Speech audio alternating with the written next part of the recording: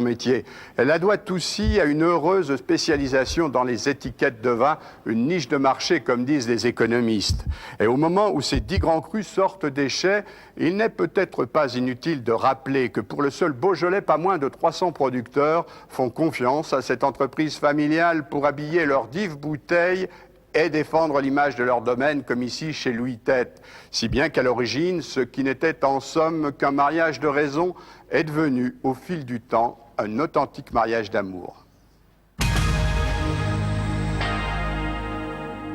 Je suis parti de la vue principale qui est une vue de face du domaine où on voit bien l'effet de coteau, parce que je crois que dans ces vins-là, il faut qu'on ait bien l'effet de coteau.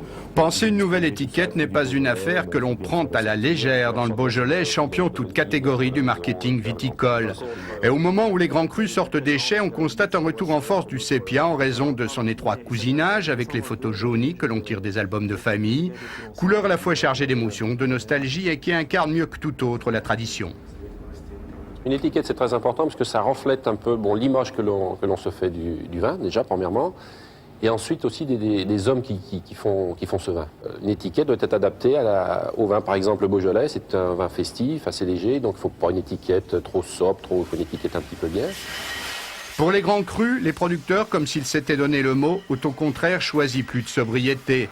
Les qualités de ces brouillis, chiroubles et autres morgons qui ont du corps, de la longueur en bouche et moins de fruits, doivent être immédiatement perçus par les consommateurs, en particulier à l'étranger. D'où le travail subtil sur la conception d'étiquettes qui prend à la fois en compte ces phénomènes de mode et l'évolution de la distribution. Il faut savoir qu'une grande partie du vin se vend en grande distribution, c'est-à-dire en libre service, où là, il n'y a personne pour conseiller le consommateur. Donc c'est vraiment l'étiquette qui fait que le consommateur va tendre la main et va prendre une bouteille plutôt qu'une autre dans un linéaire. Donc aujourd'hui, je pense que l'étiquette, effectivement, plus qu'hier, a un rôle de marketing de premier plan. Et aujourd'hui, les consommateurs cherchent quelque chose d'authentique qui reflète le vin et le terroir. Donc dans l'étiquette, on essaye de faire des choses moins fantaisie et des choses plus classiques. Du haut de ses 120 ans d'expérience, Guggenheim a appris à être en parfaite symbiose avec les producteurs de vin, à humer l'air du temps pour devancer leurs désirs, tout en respectant la personnalité de chacun. En fait, l'étiquette est plus qu'un signe commercial. Elle doit affirmer des sentiments où se mêlent la fierté des racines, le plaisir de la réussite sociale, l'enracinement dans le terroir, la présence rassurante du domaine. Par exemple, pour exprimer tout cela, Marcel Lapierre a choisi de calligraphier ses rêves. En fait, c'est l'étiquette qui parle en premier. C'est l'étiquette qui doit présenter ce qu'il y a à l'intérieur de la bouteille. Donc, comme moi, je me suis attaché à revenir à une vinification très traditionnelle. Donc beaucoup de bois, comme vous avez pu le voir, des cuves en bois, pressoir à l'ancienne, et élevage en fût. Donc j'ai cherché à avoir une étiquette très sobre, très simple, très classique en fait. Voilà. Je vois que vous utilisez le système de marquage de cire, enfin de capsulage à la cire. Bon, ça c'est pour marquer un peu la tradition. L'artisanat. Voilà. Si simple en apparence, une étiquette recèle donc une part importante de mystère, de création. C'est encore un tout petit peu plus vrai quand il s'agit du Beaujolais.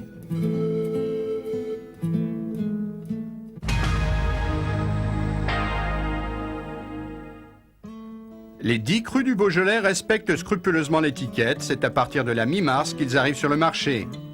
Ils occupent exactement et réglementairement 6160 hectares, soit un peu moins du quart de la production totale de l'appellation d'origine contrôlée, la plus importante de Rhône-Alpes. Les crus, que ce soit le Régnier, le Dernier Né, le Morgon, charnu et généreux, le Côte de Brouilly, gai et équilibré, ou encore le Moulin à Vent charpenté et épicé, représentent la fine fleur de la production beaujolaise. Ils en sont la noblesse, l'orgueil.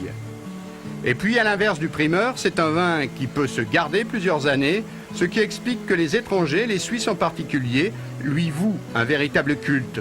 Chaque année, plus de la moitié de la production de crus est exportée.